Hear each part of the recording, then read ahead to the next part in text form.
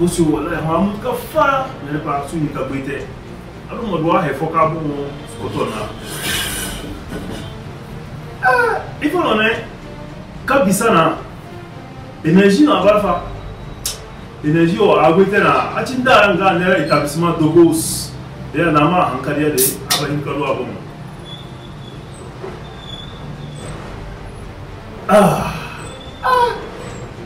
non, kabisa amuko bori. Nansi tabwi. Kabisa. Mais kabisa.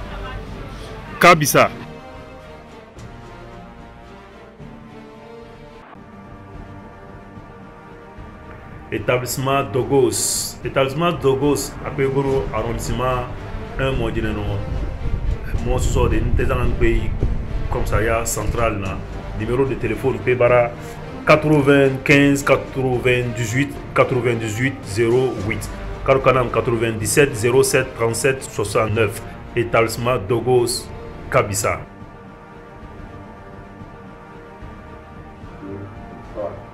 Assalamu alaikum wa rahmatullahi wa barakatuh. Nyande canal Donga TV go ba mani kamenu ke ko na idna no fo susbo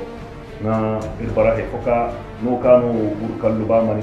dolo ko gono iri fo dir man demano to no ku patlega on susbo iri pe bara e foka iri wuro terio kuna pene iri terio kuna faji ka before iri te iri na iri nyanze Abdul Samadou Bako ana faji fo te ka ko bara bloc républicain mene we buro kan hunzu ko pe ka bara talata mene fiso ka talona fiso pe kamera ma se ka hore ka bini yuchiba Samadou Bako na faji fo te nga faji pe bara e foka na sa professeur deya burodi dia ka hima bai fo agun mu magana kaka iri tiriyo bon kaka he ka samun ba ko ciri amane wuce ci buru mu ka bai ka lalle a bara dare no ka aduna hima an zanga ci zaman mu kurpe fu guri fo kono mu gun nyanze samun ba ko bene cika nga cere he kan nga ciri abon nga keyo nyanze samun ba ko fo no suba kitu mbani mamma metendo alhamdulillah to bifo fajo ka nteli kuna ho iri na iri nyanze fo tane ati nga ka fajo di in se condition go to mbara preta ba ma he kaga na akane na del tema aburi to nyanze si se no irita ho susubo kati fa samu ba ku fa jodi kuna ahimanga ma he fu bere de ya yudi no aka anka ya aka kirse he kaya si hamfani ka gon dro ka wuro di te kuna nyanze si se fo no suba na so irtu mbani aburi kana Donga TV boro na ku fo na ka no tutukaka irin faji boro ko no amar ku patle hamfani nyanze si se before samu na faji fu te ka akwai ko bara bloc républicain huniyo we burodi kan kai hore ni a cika aduna hima maci gwamnati markina kan da mun sai zama anti parti politique libor ko non za akwai ko gono da diri kuna to no dia ka a ciwedi na bara no sai kanu bada ka gbetenna ifa ado hima to assalamu alaikum wa rahmatullahi wa barakatuh ko sallama jama'a kan go ko fa da musa ku patiga samadu anyan zino faji ka te faji di ba men nan fahima zakan hay fahima bloc républicain na bloc progressiste hay tere bloc recoupé bara fono ya recoupé bara afono haydo to abori demi mo so preuve ga he ka hono ka recoupé bara fono équipe hinkar kurba fono hinka candidat ka bolgra fono ci soutenu dia zani ni dodi recoupé ci afona kan de beni ka cingu gorgura ko suteniya nkuru peci afona ya ba to de ya de nkuru peci afo maka bor fo fiso numu ngal kuna afo de la sabu bazari de nkuru peci bara numu ngal nkuru peci ngani no nga politique ba men na mo askan politique te no na politique kuna han fani no boro gare ili me masa hamfani ka abo gare hedi ko no morso machi bloc républicain na bloc progressiste na borfoza ngoyo ma bara boro kan ngoyo dina ka hum ka hedi di mena bine yeyo tiba za we di ka bon zanna war ka yo ngoyo mo bara nko maka matese ngali bodi agu na bordo hedi di teyo kuna no to de borgo ka gonu kadiya ka hedi di anasawa chere adiya yuna alima asawo yo bori ba no de la len tini ko parti di kuran ko cheji de bolo di ci hay fo mo so han faari ka bala jugu mo mo ga cheji nga mo bala soti ya il faut que c'est mon soutenu hay groupe pay kam bakana ka bala taro mo je pe yu mo ne c'est mon soutenu kadwa ka kana hanfandi de ya moso da ba nura ka hangadam ya sikan da faji bisi tarata ka akwai ka bara zuwa yo hunu ka bine yo ci ba sai mba machina ka a tarata di bon abara vice president no man sa ba e fosi vice president bon go na hanfani ka ayin ka kana kwara sai de ngani bana politique no abota gono malaki dia ka weli ma mun ka bine yo ci ban sai de hanfani fa ka ko gono weli doni irin do ambara sai so cha mo ci go ka lalle sa kan dun na za mo na bine yo ci ba de nga no ayin ka gam fo kari irin mai sai ngabo madwa hanfani ka ce ni ka kana sai ku abota mun ka ya si aka amman faji dina hay kere adiyena to kasiba na politique jere kura he kuru ya hin ka te ya bara weli mo so ni ka gondi a hinika de na ara boro hinika a hinika ba se so ti mo ga mo fu kali mo feeling se ya bara samun ba ku to mo so ma e ka irin yanzu si se ci a cika hanga kere diro di ka tedi a hinika bara hay ka ga nan yanzu irin mer jirman te gono malkina kameda mo yiri sena ba se suba mo jini pe yogono abene bara merno ayima gambu kurpe ka ayima abakana zugu sal hiram kari gambu ma kana se alheri agana no peut-être atalata mene soti ka wuguru tengana wuguru di tema ku kati ma pe hore han fo de nga ko ba he fo irin doa mbine be zugu mo jen pe yogu je ko nguru ayin ka bara se diri nduna comprendre na bo mo de asu be de bene faji di na bara se ha comprendre ibayi banano kamuna gina menon no me vice president we bon talata no nommé progressiste abwai abeme watu progressiste il va une béca progressiste dans la République. C'est vrai que nous sommes membre fondateur mbara afono mais mayo di jina haya tout match quoi Tomoso mayo di hey tout match yo no fo parti groupe ko na makamba no progressiste ko no républicain ko progressiste no jina ka créer ya bara ka républicain ka ya bara progressiste ko na amane harkusio na républicain ko na harkusio mais hay fono buru na bi hongoyo Jean-Michel Abimbola ya bara adonna hay fote a zone kuna hali bi pe ko himayo na hali ka bloc républicain te jogu kuna ne ndema sheka maliki te ana kamera ada nguru borodi no ko ma hay ka bala na sanctionné mais ana sanctionné parti politique ya na sanctionné mais ya ti ba ya si secrétaire général Madi Boro jogu bon ya bara imete très bien il me ka buru ida match na jirma malki gomna abara bloc républicain mene mam fondateur na amene manto bara Abdoulaye ya bara Abdoulaye Diop kabara secrétaire général donc haydi ka na teli anati mamunu ka bina yo teli tibra ya bala li c'est problème gobu fo kam do zakabol fo karina parce que tere bala terenzi est-ce que ayma ni fu kunanzi mayaraka hali di taka répéter aw nono richi mbe chimi ahini kabara dirodi kuna Abdoulaye Diop chani gonna be yoka la bara amma de guna no mene bi côté ka no zari abanno za ko maliki gomina iri mer jirmante ka iri ga yaddo abara zana to indungo ko hediri cheji petere inna durgo bine sare ko tan no borfo ko hore abota mangadi mene adi karamo sena wayo ilo ifo iri hin katika leader sinna hedi beyo parce que il faut ka borogo na beyo da man dum bey o dimba ko kuna wakati kan daliche irin kapotonu amobo ti fono na ebi manifestation terre da dum bala leader go na hedi beyo amondo su fara kalke atino du go makay ka kambe dam hedi kuna afona asuni kate he faut ka leader go na beyo ebi le républicain kusum masube men na menon kana comme représentant ka leader anan samakite katiebi au fait une activité haydiri tiare il sou ba mon atakama ya ka répéter parce que vice président hayna di hanfani fo aba ka kana juse bon so ni na dia hanfani ka kana juse nyanze se ma he ka samu ba ko tikachi ngana di vice président hanfani ka aba kana juse ka ganna abara zana maire ka medayuni dirodi akwe bara he foka na sawa mu juse to si c'est ma heka ni bina di hanfani ka vice président ni ka teni ka kana maire c'est maire madu commune française na ngadi chere ana aseni ko nu foro aba samadu la kalma yi ngono nga go ko ci dide sinna haydi di beiro asuna prive nindi demi ana chino se asube abena chino se ngabi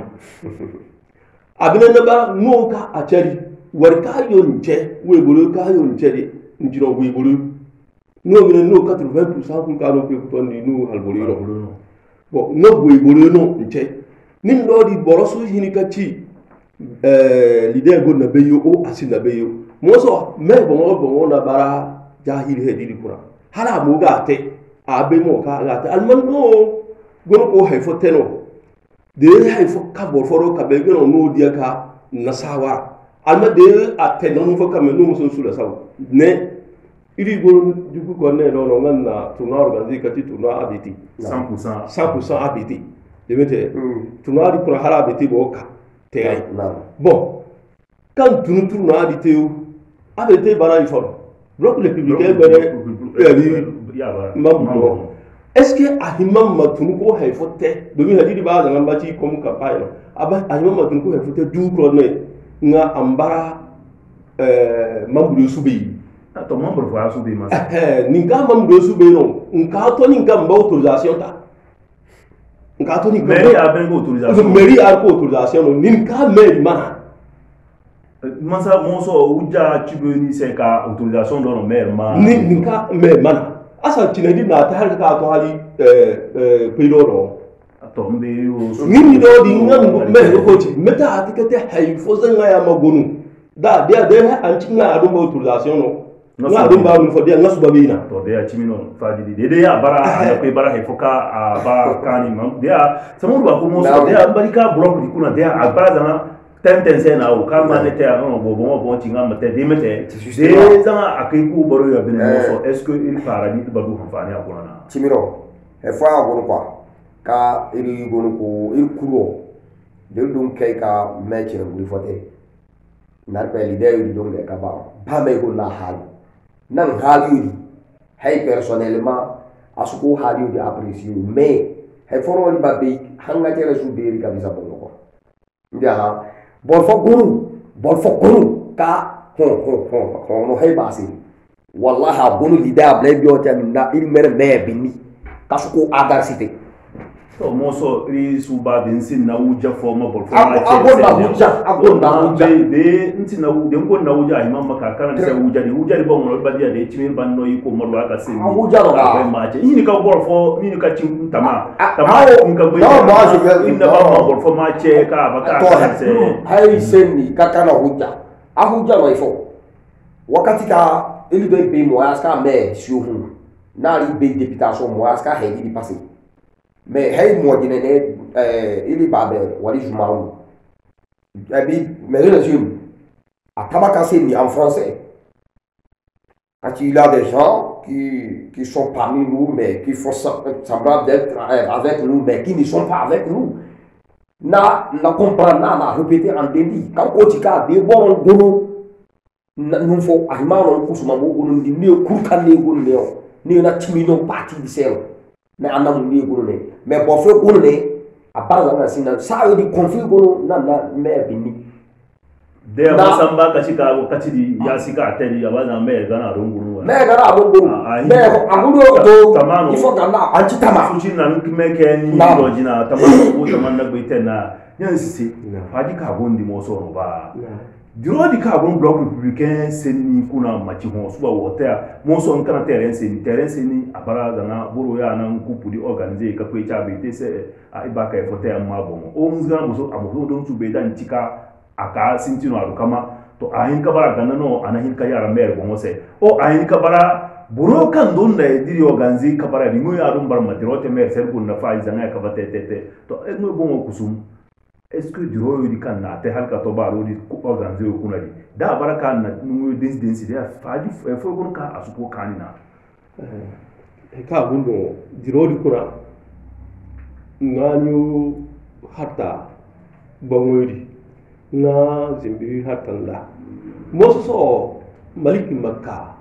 yadi block kuna agod na zama fa no ka zama di guna panna jina anukoka ya bara de ya zamani ka di zamani ancin kuru ya don gono bi parti alliance habite kuna ni ha de ngano bi be na weka adon ga gono fcb habite bini no na wiye kan gono deya ase de boro di kanindi borfo to baka marki baka Senegal abaka Senegal na deya parti di no choro rumba guna ba e parti di ngone mojine pe yo no ni problem il basin na hay ka borfo baka ko te masa example de na wiyo don si nga ate dida bete don babara kangida de meteno ngam war kayo mer zatiteka kanadi borodi ba meteno de don teno de don dia ka ade don toton ngol ci hanfani no ngari de ya hanfani plus boro suka borodi foronko mene tali don na himma mangariza ko parti di sarana parti di sarana parti non go sarana moso ili boro ili ona me gara mo kanidi di meteno ya ba kadna gane ka kanini do hay kayo boro gonu ko senni ngali o de gari nga ace kan hay no de gana ka kaya u irin pe bo fuma su ma hay ka agun ya ba asu tabakate bloc républicain kuna domin bai fa bata ci mai abati kuma gunu kaza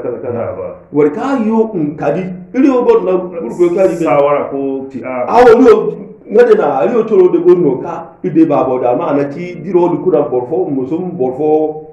la sabu sadi de no gona kuna wadu ko machi ne foyo war ka no gana diga no tinadi gun ko bita tirasi so wa gun din do no ko mu bere ko tere goru chine anti sen fo ya gonu he ka gonna na chimi boro hini ka ti chimi fo ka chimi di sen de chimi di da fo tuse e bolo su aza sama ba ko agulu ataba ka chine ko te tinadi de la sam gonu iri be ka parlement développement c'est non alma ilo nanga il ne tere ko wutina di bon moya na ka de non il faut un directeur départemental ministère du plan et développement le ministère d'État a tout 2 ans pour qu'il y ait même no fu loué au bas de hadidi na fe den na borfu no ngan sinti war kayo ngono akuna di ana bar hanfani to na hadidi na hakayo ban na bor de ase de il senio kamma il senio do hini kete de hali na ba ko mo ba dia ka lalle de hadidi bara na te ya ba na di bo hini ka a pousser nga ninka buro gay hal ko to hewi wogo seri muje kata alman nazan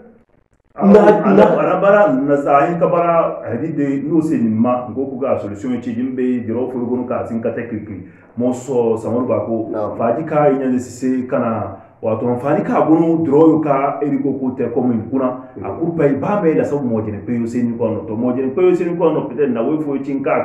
an na sabu fo se no a cin kana busi fo mi bongo mo so samar ba ko he ka eri ba no ba cimi iri maire jirmante se gumna maliki a bar borfoka iri be ka gonna himma to a himma di ka gonna di adon na himma iri kurpat le ori guna kadiya ka a irin kamme dam dirodi mabbe hanfani be hekite iri se ka hu buburo kuna di meter batte irun nan lanna he ka bara leader iri kurpe sawar fo mo gona bini timi ho kali kurgorne on veut pas jugu donna bloc républicain a gonna a suci apa dinci au nadi tere a de yuba me se ka bloc républicain gonna mais est-ce que bloc républicain il bala mefo il na bala mefo non il be si c'est bien kan na bala mefo ne o kan dat na abi mais de mefo si igbe fo kuna il faut a kana mefo atama sinu goro kama chese dimete balon ka se ni suba makorono dimete ando ala ci me suba makorono mais no ka no choro election na leader Abdoulaye Bio Chani no bo suba o koron ke wallahi yu ja har ko rubile message yu sama aba he fo souligner que yo di qualité rencontre ka na leader hey ba bo sinte ka tu ka député na e bi ka ngunu leader mo dinadi ngere agere atu no kasim na ba ma ati ilo su he ka go ko te ko pay fotu di il su gaza ka te ke el ba ga ni u ganol ba te ke dina parce que il faut gama he tu ma ko no ko te na go no ko tondi na chaque fois chaque jour ne na leader di kere no solution il faut en keji ka bala solution il n'a de réponse timino waka nchiri chere a bara diro kuna he fo chinte ka na ma majina ka ba me ayin ka bara amma mo so ka bara ku pukase nimba ka zao be ereyuna hey iro suba ereyo di mabara he fo ka timino ereyo di ka metelo bate na ma go nyanze ka eriba sise iba faita ndo ka itise do chene sise wakai am para gite ku pudi ka se ni nyanze sise go kote timi ya hedi di ba me leader abiti ana chinna ana ku pudi organiser de pe ko ba para ku mo na chinna ana organiser si bien que de adu batoza organisateur di gara adu to di ebite yeti me hedi ado yimba machinde bo seno sakan ka maka haididi abate balon di bate wakati fondo ngatun ka balon di basiti mete abi telefone akun ko circuler par rapport débarrasse mais moso he ka parce que bon frère ci kan ne ba haididi block moso he ka bara hanfani adite de sinti nan ko corona virus yana corona virus jamais la vie championnat la sinti ba nyande c'est moso faju juro kuna badi boro tali abene su ka kana se hanfani tali no de ba no boro hin kan ka kano cinko duwa wo machi wo te wo no be meter ba te kata le tout su de romo ko abasin au na suru na mina se ko ri talio di bene sa tutuma ikulo tinko a cika agonu harkusi zaka fugu harkusi do exemple ka bono jibil banu yukuna mutala ayedrisu bita ka kazugu debe ka kazugu ne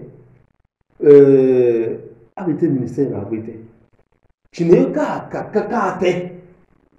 chine di bara a moguno de ya firo chine di pe bara he foka ana mutu ka bara marugo ya chine zango ya de afona hinkante moso leader abite ante foyo mo gono ambanga na emergement tabini seni foyo mo gono ka de hay fogoro de metero isu be mani hadi odi hum ba me ala buje di te de metero de ngana arabini mo chere se do gono ka te de ba ka di te abon mo gono da bon si na da ma ka gono bo foyo chulo gono ka mbeka de le di ngana yo di manio na arana de metero de ya den ku be ko hadi di te na mechi na foyo kayo mbawu akuna ko tege abati barse ka ade ya didi ba diro di bara diro guda fono sari ba ilmoti nagoro barkano ba e gogochi me ar ki sabu he didi te seguro mo jawo go doni de adon ba be pro il faut que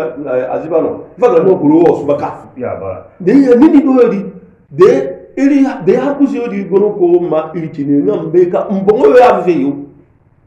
mbongo ya fi wallahi nga hay tabaka ci har ku yodi kuna foyo din ma hay wambe ngoro ya nga ci karo amon mo jine peyo agunu no don abana ye yego no don amon jine peyo no de no ma chese ko diro ku fote abana ye yo ba no de no hatta jere na ba me ko adiro te ba na ba me go no warka akai inse alma ngari suguri hanfani ya bara icin din jingurun gurje zango ya kuna ngari sukuru no foro me donc ba mo fa sa bara iyo a cinci cimi ana tabaka ba jida be ta ma na ta ko mo personnel na suba domin a cin yara ka fu kuna ka afo anti abuno personnel mais abune politique mo ka ya si aga politique di te ngadi ya bara de sama ba ko mo suba kuna be te ngam batimite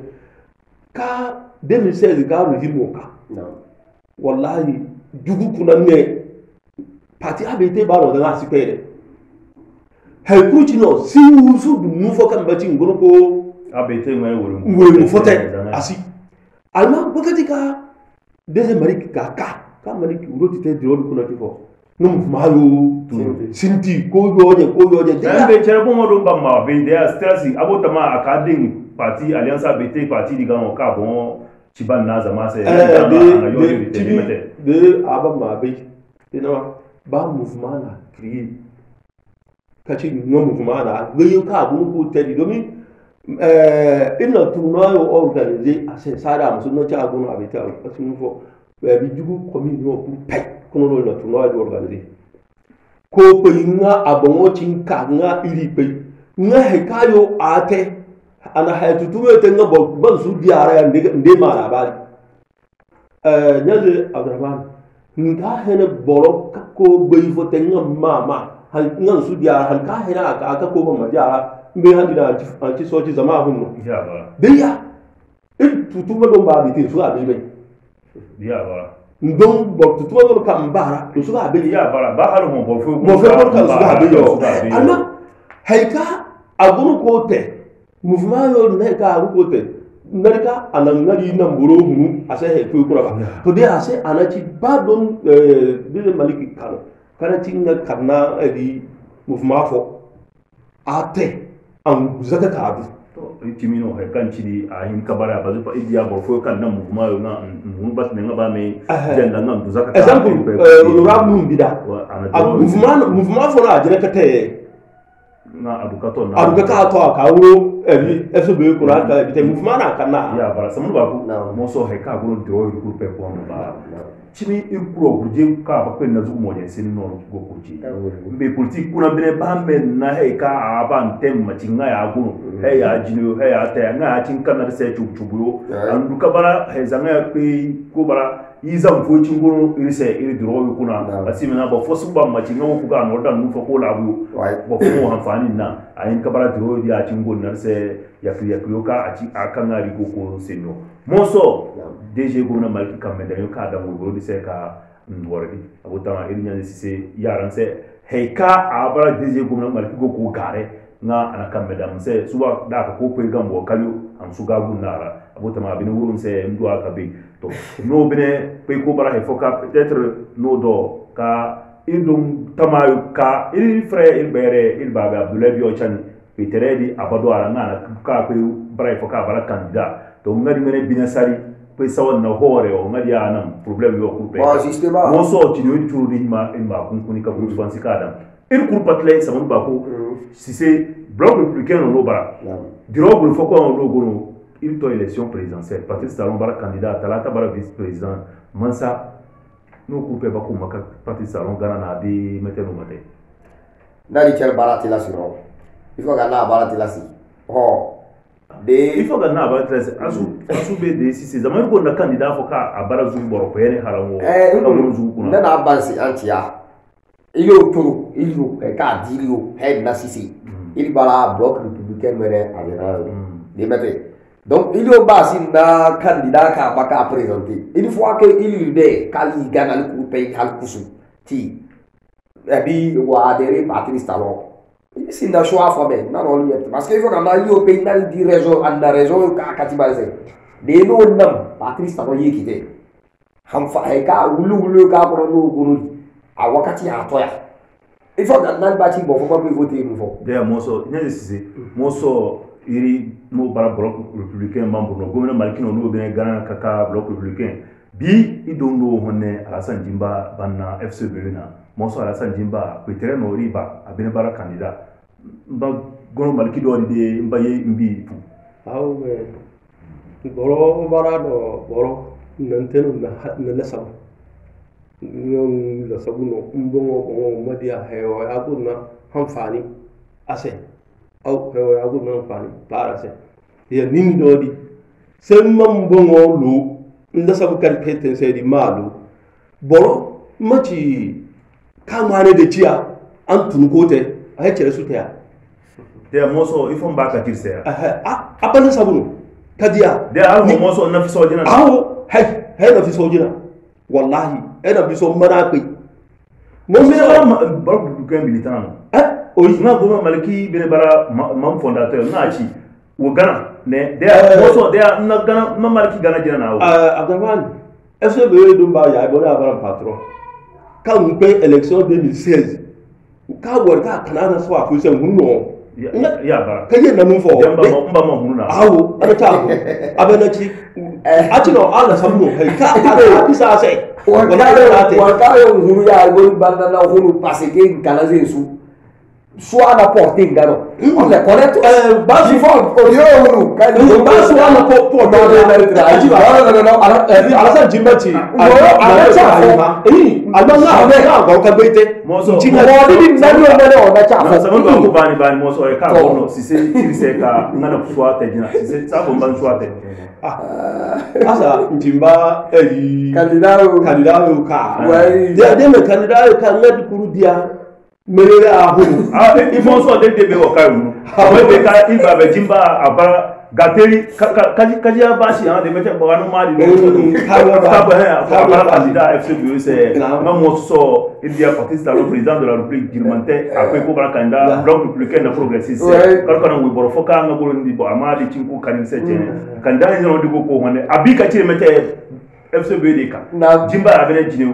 woni bina abene beri gateri be ka do be na mo so ba sa kan di rio jimba rodi ya bi FCBO anati jimba ya abo ni sai ka to ilko ko guru ndari na jimba diroyo ya don diroyo ya ko ibo ni pa sai iriyo ngada sabio zaka ate ilim insini ngari ko guru nala de ya mozo sama ba gona ce fati kaci nci leader ci ba mu sai kana mu sai preview de meta ngadi suba hay kere motivé ka ne parce que faut gana eli do ma ka a ka wale goro he kurba bo he foi bate de bate na bi no te de ai fa ati bo ka wo di tere no chini surtout ka no pe be ne be se ka no be ka ko ha buka ti no mo so so ba ko iri su pe ni moro e ba mamme iri se mtu en fajo como ni chere bloc républicain nunca la bio chancho gana ngano ma ni chere bio chancho ba therefore they are not chere ni gurundi mo so do aka be ka bloc républicain c'est non guru they are mo so petere ni zuguno il bendo mbanara mo so mete mba juguno ori bandara kati de hefote makuna il faut abisu iri ba mo bon wi no wa justement mo so hey timi ba ala sa dimba de usuka il faut que ana choate ka leader abladio chanda gara za dewi ho na ka ati na de alkawal kali to za alkawal di chere anate anti he ya homu président de la république na ana ngare chikawa maintenant dina bara problème il progresser diro kali donte sinte bara kali pe tere du sa te wereno ho ager se ka pe tere chere il suba pe ala de a diro di baba na mari rasuri donc isu ini kay fo mane e bite ta da chini adere mena ga nchi ga tiri gunu me sho traban ma chile di kuna mbori ga tiri gunu ni mari mete mboroche flambeau ko mete baru démocrate yo gunu ni de mete ga tiri yo parti FCB ga bisugum possible pe mo pa président ngadi su ganga de mbara mo voter assemblée non mais est-ce que mba voter afodo chirika ide do mbari mbongo di chewa afodo cha FC alliance BT gabi su to ampe afodo de voter ase to de abaraka lalle zuguno be bana obre he fuma no to ngari cherno timili bana jugu ili bi bana jugu mais hey personnellement hey na swate ko moni ngoro mo so kari bloc de républicain ya ba kursi di chere gagné donc li ka su bam bilote masala jade ko mam adere non fo kan sa mais ala swate ko abdurrahman ana he fo ba ju e ka swate ba de swate ko no ni ne no che ka ci ba no se no dia he ka ci ba no se di abara clear aga no hin ka gara ni o ma na cha jina okay there no ni so bona ma ci ko herchi de malik no elde deuxième marqué na swate ko me ana ce ma nan ce jina ana ce ka ci sai ka na mele te ko nan mele te ko abe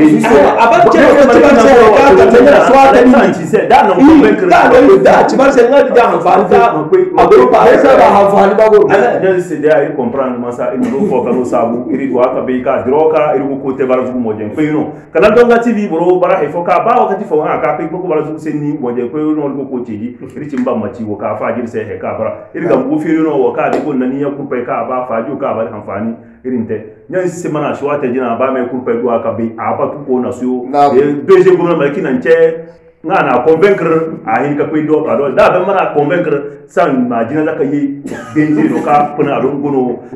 zugu bakasire kuna ndo da jimba kana ngambere ci jimba kana alheri ngal ku pe bene dia alheri ka kana yano alheri di ngene diro ko na go ko deje mo ki mo kana an kana se hayo da dia president na maire ma ba yin ka kana alheri da ga jimba do da ate abakai amma ana fi so jina ba mai ma so ba ko nan fo kan sabu ba mai na an ngene fi so nan ngene fi so de ya mo so bai fo borochi ni ce mun kan kewi no justement ina no fo kanu sabu ko na ko kali na faji ka to irpe ma kunna kana donga tv mo je ka kunna zoom mo je ana mo ku pe ko ne shi assalamu alaikum